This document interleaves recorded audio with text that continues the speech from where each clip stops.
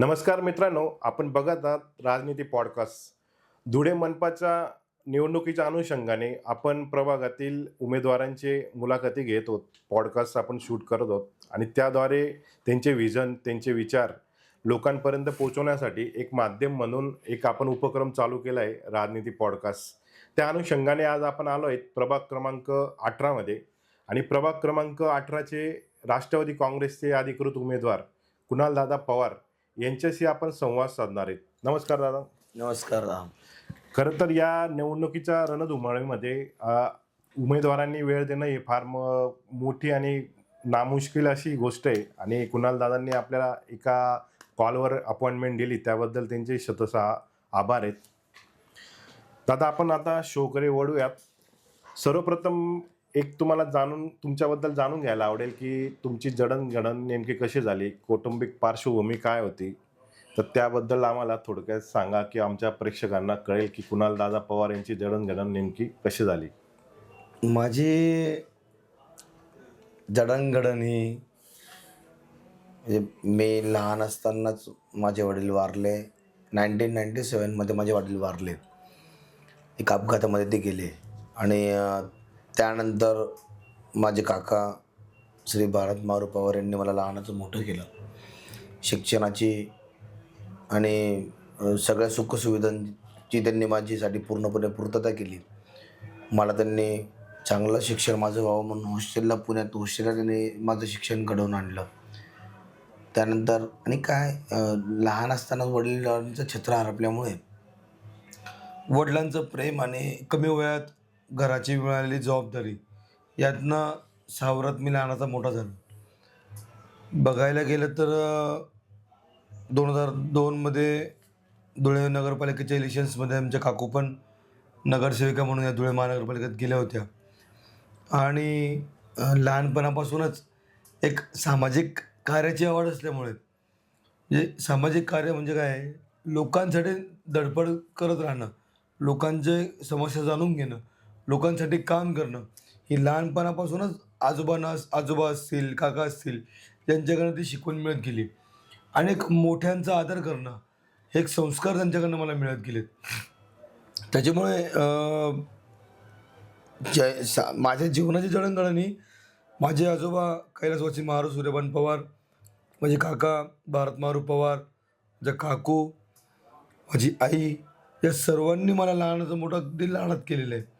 आणि या लहानाचं मोठं करत असताना त्यांनी मला कोणत्याच गोष्टीची कमी बसू दिली नाही. जे वडील जरी माझे गेले होते, मी 4 वर्षाचा, माझे वडील वारले तेव्हा मी 7 वर्षाचा होतो. लहान भाऊ होता माझा 4 वर्षाचा आणि त्याच्यापेक्षा लहान होता 3 वर्षाचा. आम्ही 3 भाऊ मुळात आणि मग भारतकांचा एक मुलगा आणि 2 मुली. आम्ही 6 भावंड या ठिकाणी काकांसोबत लहान काकांनी आम्हाला लहानाचे मोठे केले. मोठे काका माझे पुण्यात होते.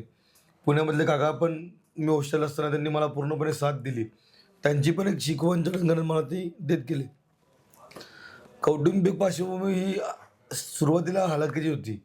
म्हणजे जसं वडील आणि काकांनी सगळं ते त्यांचं प्रस्थ वाढवत गेले आणि 2002मध्ये मग काकांनी काकूला नगरसेविका म्हणून धुळे नगरपालिकेत पाठवलं होतं.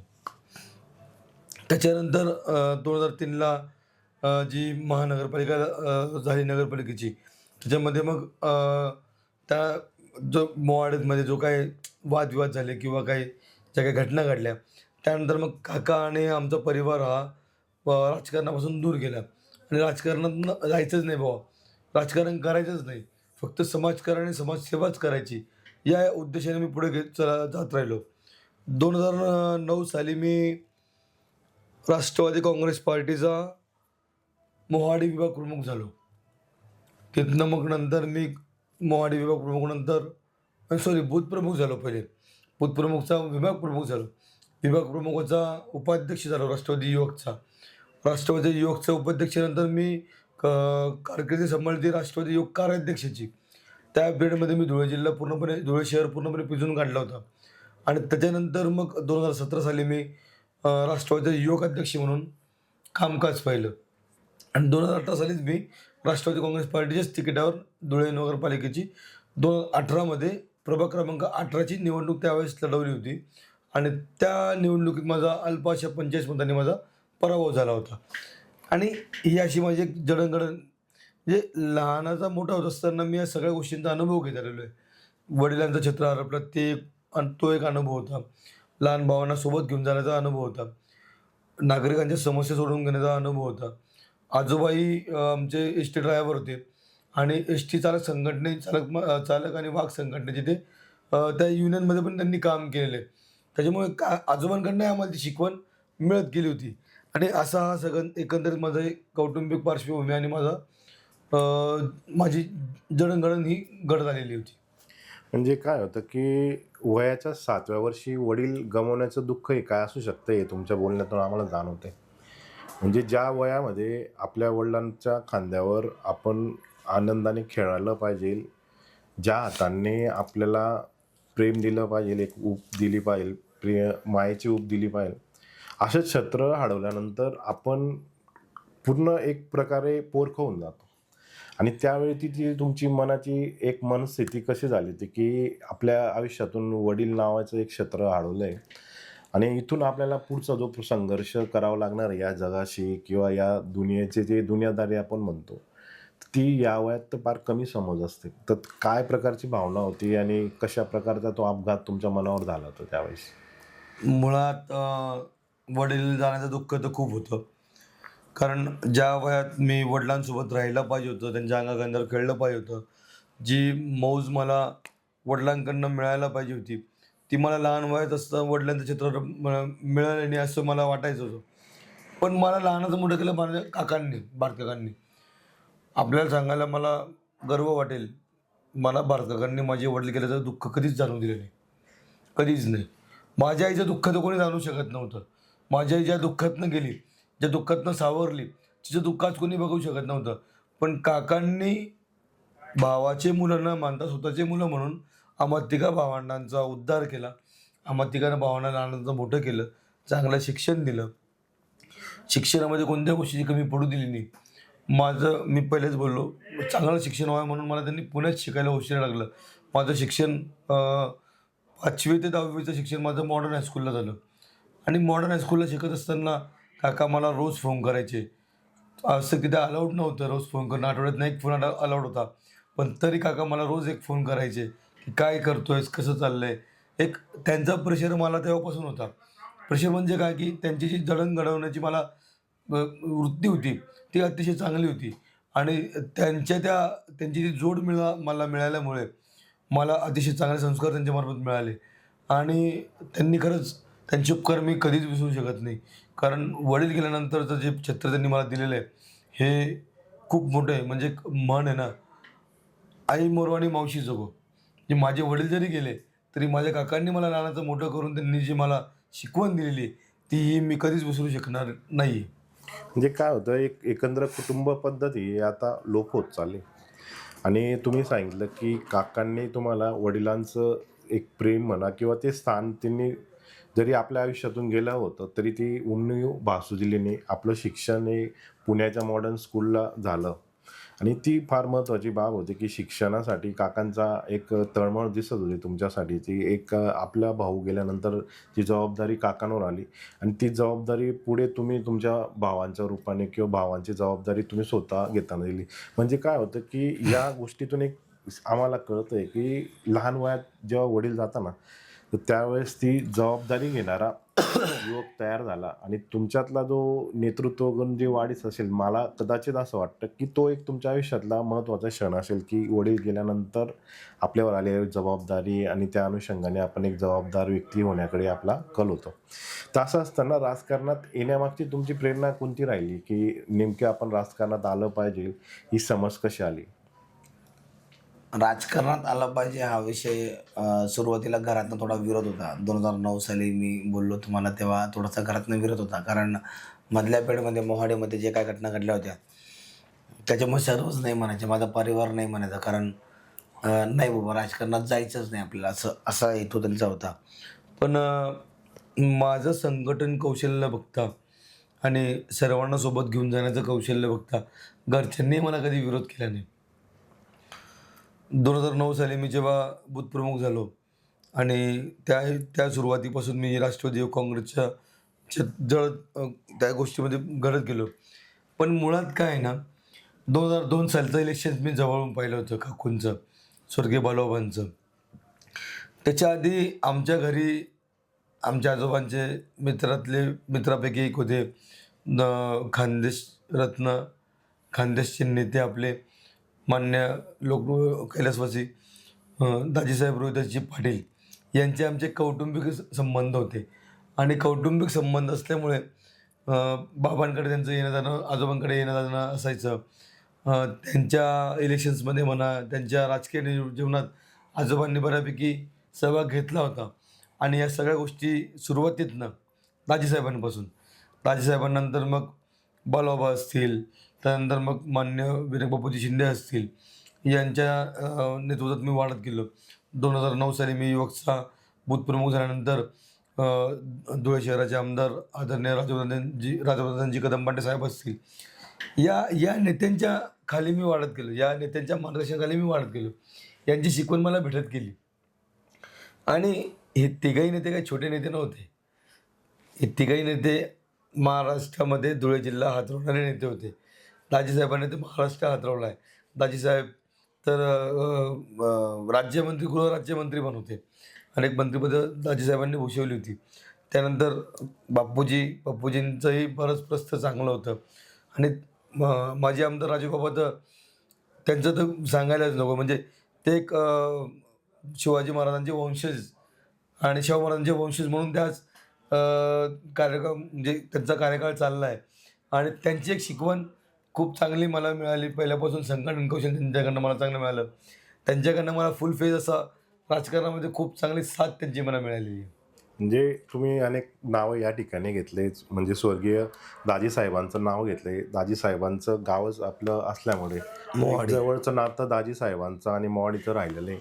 आणि विनायक बापूजी शिंदे हे धुळे मनपाचे सर्वात सिनियर नगरसेवक म्हणू शकतो, किंवा जास्त टर्म नगरसेवक असलेले नगरसेवक म्हणून त्यांचं नाव घेतलं जातं. तर या जडणघडण म्हणून आपण घडलात. राजूबाबा असतील, ते धुळे शहराचे माजी आमदार होते, म्हणून त्यांनाही अनेक गोष्टी शहराविषयी त्यांची जाण ही खूप चांगली. म्हणजे अशा सर्वांच्या संगमनातून म्हणा किंवा विचारातून जेव्हा व्यक्तिमत्व घडतं ना, तर ते अयोमय व्यक्तिमत्व आम्ही म्हणतो, की त्याला चारही बाजूने आपण अँगल लावले तरी ते सर्व काळाच्या कसोटीवर खरं उतरणारं व्यक्तिमत्व म्हणून ते समोर येत असतं. असं असताना प्रभाग क्रमांक 18शी तुमचा संपर्क नेमका कसा आला? प्रभाग क्रमांक 18शी संपर्क 2018 साली पण मी प्रभाग क्रमांक 18 मध्येच निवडणूक लढवली होती. आणि तेव्हा 2018 साली पूर्णपणे मोहाडी होती आणि अवधान समतानगर सजीवनगर होतं. आज प्रभाग क्रमांक 2026चा जो बनलेला आहे तो मोहाडचे 2 तुकडे झालेले आहेत. त्याच्यामध्ये अर्ध मोहाडी असेल, अवधान असेल, समतानगर, सजीवनगर असेल. हा जो प्रभाग आहे ना, हा 2 म्हणू शकतो आपण, 2 भागांमध्ये विभागला गेलेला आहे. एक शहरी आणि एक ग्रामीण. मोहाडी आणि अवधान हे ग्रामीण टचमधला परिसर आहे. आणि समतानगर, सजीवनगर हा कॉलनी एरियाचा शहराशी जास्त संबंध असलेला परिसर आहे. बघायला गेले ना की मी बोललो आपल्याला की मला समाजसेवेची पहिल्यापासून आवड होती. आणि समाजसेवा करत असताना, समाजामध्ये काम करत असताना, समाजासाठी झटत असताना राजकारण सोबत पाहिजे.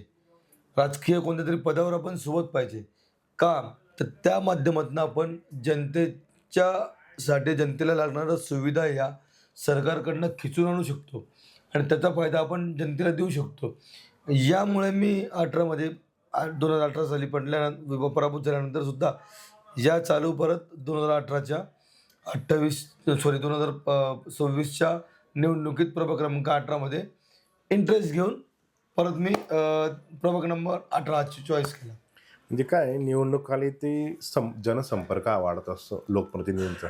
आपल्या बाबतीत असं काही झालंय का की संपर्क साधण्यासाठी कुणाल पवारांना परत काहीतरी मोठं कार्यालय स्थाटून किंवा जनतेत जाण्यासाठी बॅनरबाजी असं काही करण्याची गरज भासली का आपल्याला? मला असं वाटतं की माझं काम बघता मी जनतेसाठी 24 तास अवेलेबल असा एक युवा आहे. आणि 24 तास अवेलेबल असताना लोकांच्या समस्या जाणून घेणं आणि ते सोडवणं यामध्ये मला खूप चांगलं म्हणजे मला आवड आहे त्याची मला ती. आणि त्याच्यामुळे मी लोकांशी संपर्क साधणं किंवा लोकांना मला संपर्क करणं हे खूप काय अवघड नाही आहे. लोकांशी संपर्क मला मला साधता येतो आणि लोकांचा संपर्क मला त्वरित साधता येतो. आणि लोकांनी दिलेली मला हाक जी असेल, त्या हाकेला मी प्रत्युत्तर देऊन त्यांचं काम करण्यासाठी माझी दमक असल्यामुळे मला लोकांशी संपर्क करणं म्हणा किंवा लोकांना माझ्याशी संपर्क करणं खूप काही मोठी गोष्ट नाही आहे, असं मला वाटतं.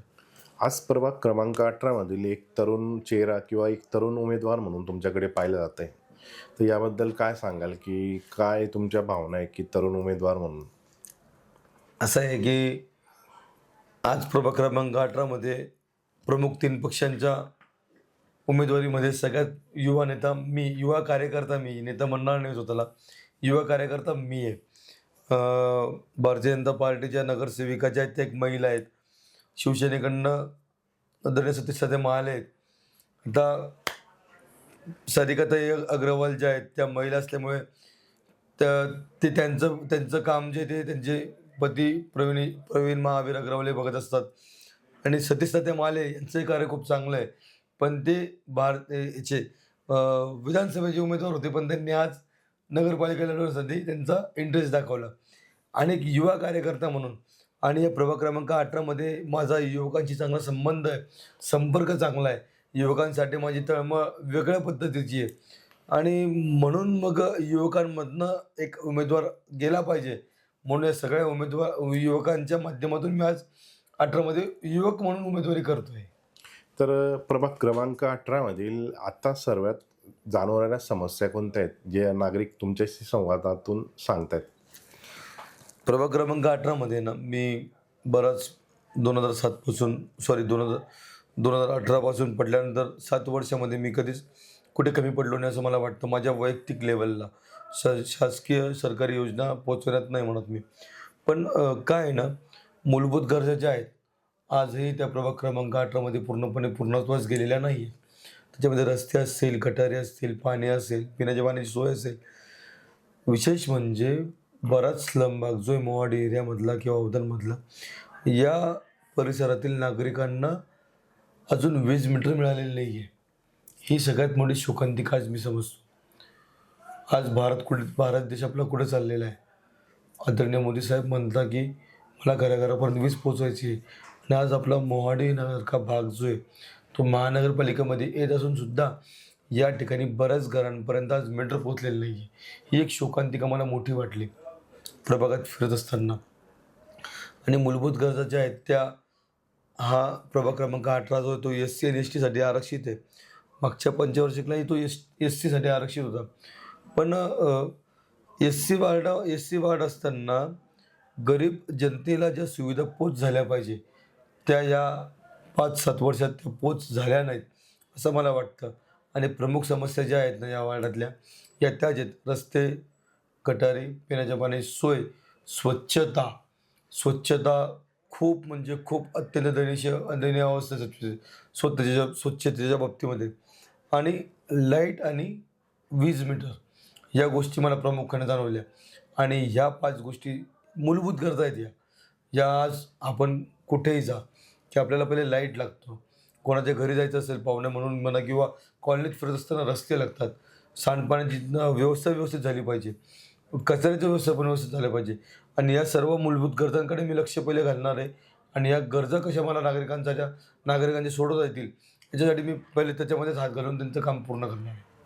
म्हणजे काय, आज आपण महानगरपालिका स्वतःला म्हणून घेतो आणि महानगरपालिकेचा प्रभावामध्ये आपण पायाभूत सुविधांवरच बोलतोय. म्हणजे आज आपण या प्रश्नांच्या पलीकडे जायला तयार नाही.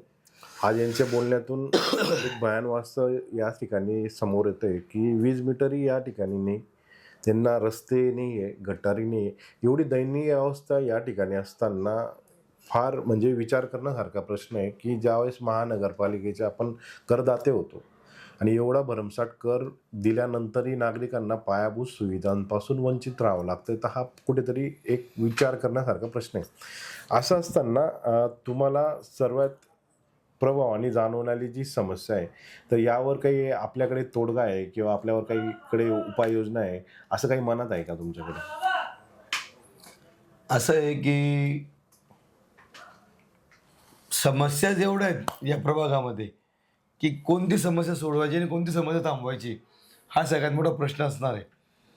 काय कॉलनी परिसरात गेलं की रस्त्यांचंही वन थोडं स्लम भागात गेलं का तिथे या तिन्ही गोष्टी नाहीच आहेत. त्याच्यामुळे माझा प्रयत्न हाच राहणार आहे की लोकांच्या या समस्या मी पहिले जाणून घेणार आहे. कारण मी या गेल्या 10 दिवसात जे ग्राउंड लेवलला परत पोहोचलो ना, तर त्याच्यामुळे मला त्या समस्या ती समस्या माझी स्वतःची आहे असं जाणून मी त्यांच्यासाठी काम करणार आहे. मागच्या वर्षी मे महिन्यामध्ये पिण्याची पाण्याची सोय अत्यंत नव्हती, म्हणजे अतिशय भीषण टंचाई मोहाडी उपनगरात होती. आणि मोहाडी उपनगरात भीषण टंचाई असताना मी 1 ते 1.5 महिना मोहाडीकर जनतेसाठी 24/7 अवेलेबल राहून त्यांना पिण्याच्या पाण्याची सोय उपलब्ध करून ती टँकरद्वारे. मला रात्री 3ला जरी फोन यायचा ना, की दादा पाणी नाही आहे, पाणी पाहिजे. असतात नागरिक आहेत, त्यांची समस्या ते कधीही सांगू शकतात आणि समस्या कधी कोणाकडे सांगतात नागरिक. कोणतीही व्यक्ती समस्या अशा व्यक्तीकडे मांडतो की त्या व्यक्तीकडनं आपल्याला त्या समस्येचं निराकरण होईल, ते काम होईल, तशाच व्यक्तीकडे ते मांडतात. मी तुम्हाला एक किस्सा सांगतो. मला रात्री 3 वाजता फोन आला की आमच्या एरियामध्ये पिण्याचं पाणी आलेलंच नाही आहे. की का आलेलं नाही त्यांचा गैरसमज झाला. त्यांना स्थानिक नगरसेवकांकडे सांगण्यात येतं की 5 वाजता येईल, 6 वाजता येईल, 7 वाजता येईल, 8 वाजता येईल. पाण्याचं नियोजन त्यांनी केलं नाही म्हणून रात्री 3 वाजता पाणीच मिळालं नाही तर त्या नागरिकांना, तर त्यांनी मला 3 वाजता फोन केला. दंडेलो भावानगरमधला हा किस्सा आहे. मग मी म्हटलं तर ड्रायव्हर पण नाही, काय करायचं. रात्री 3 वाजता टँकरला स्वतः सेल मारला. महानगरपालिकेच्या पिण्याच्या पाण्याच्या ठिकाणावरून पिण्याचं पाणी भरलं आणि त्या लोकांची पिण्याच्या पाण्याची सोय मी सकाळी 4 वाजता केलेली आहे. हे मी माझा मोठेपण म्हणून सांगत नाही आहे. पण पाणी जर नसेल तर माणसाचे काय हाल होतात हे आम्हाला सगळ्यांना माहिती आहे. आणि तो विचार समोर ठेवून मी त्या लोकांना रात्री पिण्याच्या पाण्याची सोय केलेली आहे. म्हणजे काय आहे ना, या मूलभूत गरजांमध्ये मोडणाऱ्या गोष्टी आहेत. आणि ह्या गोष्टी मोहाडी उपनगरामध्ये असेल, अवधानमध्ये असेल, का अवधानच्या आणि मोहाडी उपनगराचे लोक टॅक्स भरत नाहीत का? खरं तर टॅक्स तर भरतातच ना, पण त्यांच्या सुविधा त्यांना पोचायला नको का? म्हणून मी माझी उमेदवारी जाहीर केली 18मध्ये. आणि लोकांच्या सुविधा ज्या आहेत त्या लोकांच्या सुविधा त्यांच्यापर्यंत पोहोचवण्यासाठी मी 100% प्रयत्न करणार आहे. आणि ह्या सुविधा त्यांना पोहोचवल्याशिवाय मी शांत बसणारच नाही आहे. म्हणजे इतकी भयान कंडिशन आहे की टँकरद्वारे पाणी पुरवठा करावा लागतंय आणि आपण इथे नळपट्टी असेल, अनेक प्रकारचे टॅक्स हे महानगरपालिका आकारते, मगर पण त्या नळाला पाणी नसेल तर काय उपयोगाचं. आणि जल हे जीवन आपण सगळीकडे वाचत आलो आहे, ऐकत आलो आहे, असं असतानाही भयान वास्तव या ठिकाणी आपल्याला बोलण्यातून जाणवलं आहे. आणि एक नागरिकांप्रती असलेली तळमळ, तुम्ही बोलले की दंडेवाल्या बाबा, ते तुम्ही उल्लेख केल्याप्रमाणे त्या वसाहतमध्ये पाण्याची समस्या जाणवत असताना रात्री 3 वाजता उठून स्वतः गाडी नेणारा जनसेवक फार क्वचित असतो. आणि तो पदावर नसताना एवढी तळमळ त्याच्या कार्यातून दिसते किंवा कार्याप्रती तो इतका तत्पर आहे, तर ते फार महत्त्वाचं आहे ना. असा जनसेवक ज्यावेळेस आपलं प्रतिनिधित्व करतो तर नक्कीच नागरिकांच्या अनेक समस्या सुटण्यामध्ये भर गोष्ट असते. कुणाल पवार एक आंदोलक चेहरा राहिलेला आहे. म्हणजे नेमकी ही प्रतिमा कशी तयार झाली आणि कशा प्रकारे आंदोलनात आपण उतरलाय? आंदोलनाचं म्हटलं तर मी जसं राजकारणामध्ये आलो आणि मी आणखी ग्राउंड लेवलला काम करायला लागलो. 2014 साली देवेंद्रजींची सरकार स्थापन झाली आणि राष्ट्रवादी काँग्रेस पार्टी विरोधात होती. आणि तेव्हा मी राष्ट्रवादी युवकच्या प्रमुख पदावर काम करत असल्यामुळे तिथनं आंदोलनाची सुरुवात आमची अतिशय तीव्रपर्यंत केली. येणाऱ्या काळामध्ये सगळ्या गोष्टी बदलत गेल्या. रोज राजकारण असं आहे की रोज रात्री राजकारण बदलत असतं. आणि त्या अनुषंगाने मला माझ्या पक्षाकडनं खूप तेव्हा चांगला सपोर्ट मिळाला. माझे युवकचे तेव्हाचे अध्यक्ष होते, त्यांच्याकडनं मला चांगला सपोर्ट मिळाला, त्यांच्याकडनं मला मार्गदर्शन मिळत गेलं. आणि आंदोलक चेहरा म्हणून ते माझ्याकडे बघत गेले. मी कोणतंही आंदोलन करताना आहे ना, आंदोलन करायचं आहे ना तर करायचंच आहे. मग ते कसं करायचं ते रणनीती आखायची आणि मग आंदोलन करायचं. बरेच आंदोलनं केली, भरपूर आंदोलनं केली. माझ्यावर आंदोलनात मग 3-4 केसेस पण दाखल झाल्या. काही वेळेस मला वॉर्निंग देऊन सोडण्यात आलं. मराठा समाजासाठी पण मी आंदोलन केलं. मराठा समाजासाठी आंदोलन करत असताना मला 48 दिवसाचा तुरुंगवाससुद्धा झालेला आहे. 48 दिवस मी तुरुंगात राहिलो आहे. तेव्हा माझी पहिली मुलगी होती 7 महिन्याची आणि मी होतो तुरुंगामध्ये. आणि त्यावेळेस मला माझ्या वडिलांची आठवण यायची, की मी लहान असतानाच माझे वडील गेले आणि माझी मुलगी लहान असताना मी तुरुंगात आहे. एक माझी परिवाराबद्दल तेव्हा ती ओढ निर्माण खूप जास्त व्हायची. ते दिवस खूप विचित्र आणि वेगळे होते. पण त्याही वेळेस मला राजूबाबांनी खूप मदत केली. मराठा समाजाने मला खूप मदत केली. माझ्या जामिनासाठी खूप प्रयत्न केले. त्याच्यानंतर महामहिम राज्यपाल यांना कोश्यारी साहेबांना मी काळे झेंडे दाखवले होते. तिथं गनिमी काव्याने माझं आंदोलन झालं होतं आणि महाराष्ट्रभर ते आंदोलन माझं गाजलं होतं. आणि असे अनेक प्रकारचे आंदोलनं मी माझ्या माझ्या ज्या जीवनामध्ये करत आलो आहे. आणि या आंदोलनं जी मी केली ती अतिशय तीव्र पद्धतीने तीव्रपणे कोणत्या गोष्टीचा निषेध करत गेलो, म्हणून माझा पक्षामध्ये एक आंदोलक चेहरा म्हणून माझी एक वेगळी ओळख निर्माण झालेली होती. म्हणजे काय की आंदोलन करणं प्लस तुरुंगवास आणि त्यातूनच्या सर्व वेदना, ह्या सर्व आंदोलनाच्या अनुषंगाने येणारा तो त्रास, तो मानसिक त्रास आपण म्हणू शकतो, किंवा कौटुंबिक स्तरावर अनेक समस्या निर्माण होत्या, हे आपल्या बोलण्यातून आम्हाला जाणवते. असं असताना आता आपण निवडणूक लढवत आहात. प्रभाग क्रमांक 18साठी तुमचं विजन काय आहे? प्रभाग क्रमांक 18 साठी माझं विजन आहे ना, खूप चांगले आहेत. माझ्या या मूलभूत गरजांच्या व्यतिरिक्त जे काही विजन आहे मी तुम्हाला सांगू इच्छितो. प्रभाग क्रमांक 18मध्ये मी आपल्याला बोललो की 2 थोडे शहरी ग्रामीण भाग मिक्स असे भाग आहेत आणि एक शहरी भाग आहे. प्रभाग क्रमांक 18मध्ये माझी संकल्पना अशी, मोहाडीसाठी मला ते एक शंभूसृष्टी उभारायची आहे. मोहाडी उपनगरमध्ये शिवस्मारक मागच्या काही दिवसांपहिले झालं. आता शंभूसृष्टी मला एक चांगली पद्धतीने मला तिथे प्रभाग क्रमांक 18मध्ये उभारायची इच्छा आहे. ती संकल्पना माझ्या डोक्यामध्ये बऱ्याच दिवसापासून आहे. शंभूसृष्टी उभारत असताना शंभूराजांचा पुतळा वरती राहील आणि खाली त्यांनी स्वराज्याच्यासाठी जे काय त्यांचं बलिदान दिलेलं आहे, त्यांना त्या बलिदानामध्ये जे काय वेदना झालेल्या आहेत, त्या वेदना दाखवण्याचा सजीव देखावा मी त्या ठिकाणी दाखवणार आहे. समाजासाठी काम करत असताना, समाजामध्ये वावरत असताना, समाजाला एकत्र ठेवून समाजाला मोठं करत असताना काय वेदना शंभू महाराजांना झाल्या, जे जिवंत देखाव्यामध्ये एक पूर्णपणे मी त्याला तिथे दाखवण्याचा प्रयत्न करणार आहे. त्यानंतर आमचा वार्ड हा प्रभाग क्रमांक 18 SC असल्यामुळे SC आणि STची संख्या आमच्या प्रभागात भरपूर सारी आहे. आणि दंडेलोबाबा नगरमध्ये डॉक्टर बाबासाहेब आंबेडकरांचा एक चांगला पुतळा बांधायची माझी एक इच्छा आहे.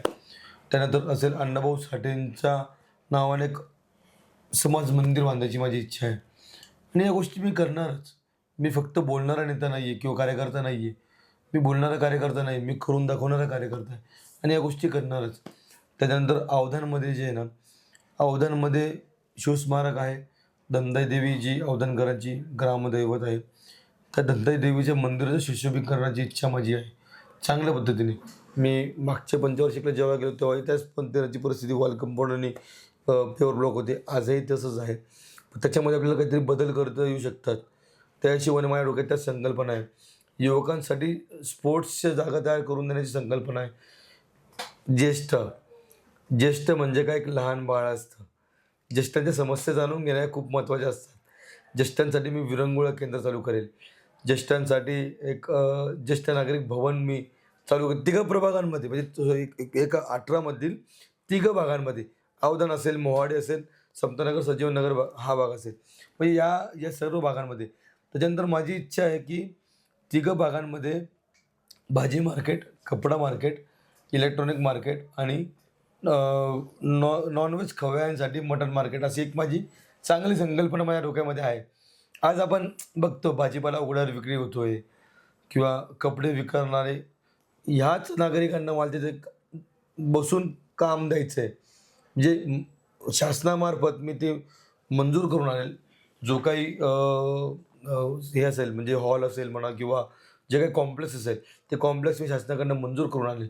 आणि त्या कॉम्प्लेक्समध्ये आपले जे काही छोटे छोटे व्यापारी आहेत, भाजीपाला, फळ विक्रेता, कपडा मार्केट, इलेक्ट्रॉनिक मार्केट, हे काही जे छोटे छोटे व्यापारी आहेत, त्या लोकांना त्या ठिकाणी जागा देईल. विशेष करून महिलांसाठी मी बोललो आपल्याला की मोहाडी आणि अवधान आणि हा जो भाग आहे हा भाग दोघं तिघं ठिकाणी वळला गेलेला आहे, म्हणजे विभागला गेलेला आहे. या येथील महिला पण बऱ्याच हुशार आहेत, ज्या महिलांच्या हातामध्ये खूप स्किल आहे.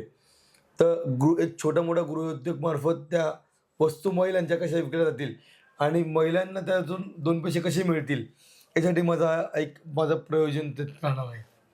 म्हणजे आपल्या बोलण्यातून अनेक गोष्टी समोर आल्या. म्हणजे खूप काही विचार डीपली आपण म्हणू शकतो की ग्रासरूट लेवलला ज्यावेळेस आपण मायक्रो प्लॅनिंग ज्यावेळेस करतो एखाद्या विकासात्मक गोष्टीची, तर त्याचा विचार आधी आपल्या डोक्यात येतो आणि ती कृती प्रत्यक्ष साकारली जाते. म्हणजे जर एवढी संकल्पना आपल्या डोक्यात आहे तर नक्की आपण ते साकार करणार आहेत. म्हणजे एक शंभूसृष्टी तुम्ही आता उल्लेख केला, ते अतिशय छान संकल्पना तुम्ही या ठिकाणी मांडले. कारण स्वराज्याचे धाकले धनी ज्यांनी आपली यातना भोगल्या त्या धर्मासाठी किंवा या स्वराज्याप्रती, तर एक फार महत्त्वाचं एक युवकांसाठी एक प्रेरणा केंद्र असणार आहे ते. कारण की संभाजी महाराज अतिशय कमी वयात अनेक भाषा बोलत होते आणि एक युथ आयकॉन आपण म्हणू शकतो की खरेखुरे तर ते असणार आहे. डॉक्टर बाबासाहेब आंबेडकरांचा पुतळ्याचा तुम्ही या ठिकाणी उल्लेख केला, तर तेही फार चांगली संकल्पना आहे. गार्डनविषयी तुम्ही बोलले आणि महिलांसाठी विशेष करून एक मार्केट उभारणार आहे की एक ज्याला आपण सेल्फ हेल्प ग्रुप म्हणतो, बचत गटांना एक माध्यमातून त्यांना रोजगाराच्या संधी उपलब्ध होणार आहेत. युवकांसाठी तुमचे काही प्रयत्न आहेत तसे. म्हणजे सर्वांगाने ज्येष्ठांसाठी तुम्ही ज्येष्ठ नागरिक भवन किंवा अनेक गोष्टी या ठिकाणी बोलल्या. म्हणजे सर्वांगाने तुम्ही विचार करत आहात. सर्वांगीण विकास का असू शकतो तो आपल्या बोलण्यातून दिसतोय. आणि ज्यावेळेस नवीन चेहरा येतो ना, त्यावेळेस या नवीन संकल्पना येत असतात. नाही तर काय होतं की अनेक वेळेस संधी दिल्यानंतरही कामं होत नाही ना, तर लोकांमध्ये एक नैराश्याचं वातावरण असतं. आणि ह्या नैराश्य घालवण्यासाठी किंवा यावर उपाय म्हणून अनेक वेळेस जनता या विचार करत असते की यार ही समस्या आहे, हे प्रश्न आहे आणि हे कोण सोडू शकतो. त्या ठिकाणी जनता नक्की पर्यायांचा विचार करते. हे आजपर्यंतचं राजकारण आम्ही जे बघत आलेलं आहे ना, तर त्यावेळेस पर्याय ज्यावेळेस येतो ना, तर नक्की जनता ही डोक्यावर घेते आणि आशीर्वाद हे मिळत असतात. तर असं असताना सध्याचं जग जे आहे हे डिजिटल आहे आणि आपण बघताय की सर्व ठिकाणी डिजिटली व्यवहार हे होत असतात. तर डिजिटल प्रभाग किंवा स्मार्ट प्रभागच्या अनुषंगाने काही संकल्पना तुमच्या डोक्यात आहेत का, की ऑलरेडी तुम्ही खूप संकल्पना या ठिकाणी मांडल्या आहेत? माझ्या डोक्यात डिजिटल संकल्पनेसाठी असा विचार आहे की मी माझ्या प्रभागाच्या तिघं ठिकाणी, अवधान असेल, मोहाडी असेल, समतानगर, सजीवनगर, या तिघं भागांमध्ये एक माझं कार्यालय ओपन करणार आहे. आणि माझ्या प्रत्येक कार्यालयामध्ये, तिन्ही कार्यालयामध्ये महिन्याच्या 2 मी जनता दरबार भरवणार आहे. जेणेकरून जनता, सगळेच युवक किंवा सगळेच नागरिक जे आहेत हे डिजिटली होऊ शकणार नाही. पण त्यातल्या त्यात मी जे युवक आहेत, ज्या सोशल मीडियाचा वापर करत आहेत, माझ्या प्रभागासाठी मी एक माझं वैयक्तिक स्वतंत्र ॲप तयार करणार आहे. नागरिकांच्या समस्या मांडण्यासाठी घरबसल्या ते मला समस्या सांगू शकता. 24/7 मला कधी ती समस्या मिळू शकते. पण त्याचबरोबर मी माझ्या प्रभागामध्ये तिघही ठिकाणी माझे संपर्क कार्यालय ओपन करणार आहे. तिघं ठिकाणच्या संपर्क कार्यालयाला मी माझ्या कामाच्या वेळेतनं वेळ काढून रोज 1 तास देणार आहे. आणि महिन्यातून 2 वेळा मी माझ्या प्रभागातील संपर्क कार्यालयामध्ये जनता दरबार भरवणार आहे. जनतेच्या समस्या जाणून घेतल्यानंतरच मला कळणार आहे की कोणाची काय समस्या आणि कोणाची कोण समस्या कशी सोडवली गेली पाहिजे. त्याच्यामुळे माझी ही संकल्पना आहेच. ॲपद्वारे मी युवकांची असेल, जे लोक मोबाईल वापरतात चांगल्या पद्धतीने, तर ॲपद्वारे लोकांच्या समस्या मला माझ्याकडे मिळणार आहेत.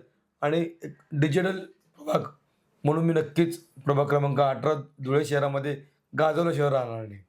म्हणजे डिजिटली, म्हणजे मॉडर्न युगामध्ये आपल्याला डिजिटली कनेक्ट असणं पाहिजे आणि त्या अनुषंगाने तुमचे विचार हे कार प्रलप आपण म्हणू शकतो की डिजिटली ॲपच्या माध्यमातून तक्रार निवारण. आणि सर्वात महत्त्वाचा मुद्दा मला या ठिकाणी बोलावंसं वाटतं की निवडणूक झाल्यानंतर नागरिकांचा सहवास कुठे दिसत नाही.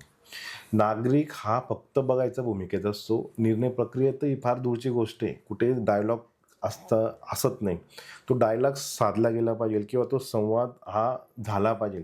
कारण की संवादातून लोकशाही बळकट होते आणि तो संवाद किती महत्त्वाचा आहे हे आपल्या बोलण्यातून तुम्ही मांडलेत की जनसंपर्क कार्यालयाच्या माध्यमातून तक्रार निवारण करण्याचे तुमचा मानस आहे. असं असताना आपण विरोधकांवर टीका न करता फक्त कृतीनं उत्तर दिलं पाहिजे, कृती करून उत्तर दिलं पाहिजे. तर याबद्दल आपला काय विचार आहे? कसं आहे, विरोधक हे माझे पूर्वीचे मित्र पण राहिलेले आहेत. आम्ही तिघांनी एका पक्षात काम केलेलं आहे. प्रवीण भाऊ अग्रवाल असेल, सतीश सध्या माले असेल, मी असेल, तेव्हा आम्ही योग संघटनेत काम करायचो. आणि मुळात मला माझ्या काकांकडनं ज्येष्ठांचा मान करायचा म्हणून सन्मान करायचा ही मला शिकवण त्यांच्याकडनं मिळालेली आहे. त्याच्यामुळे मला काय त्यांच्यावर कोणावर विरोध किंवा टीका करायची नाही आहे आणि त्या मनस्थितीने मी नाही आहे. मला काय करायचं आहे, मला फक्त मी काय काम करणार आहे प्रभागासाठी हे दाखवून द्यायचं आहे. मी काय करू शकतो हे जनतेला मला दाखवून द्यायचं आहे आणि म्हणून मी माझी उमेदवारी करतो आहे. मुळात मी माझी उमेदवारी जी जाहीर केली आहे ही लोकांसाठी केलेली आहे. ही नाही की माझ्या काही स्वार्थासाठी की माझ्या भल्यासाठी आहे. मला माझ्या आजोबांनी काकांनी भरपूर काही करून ठेवलेलं आहे.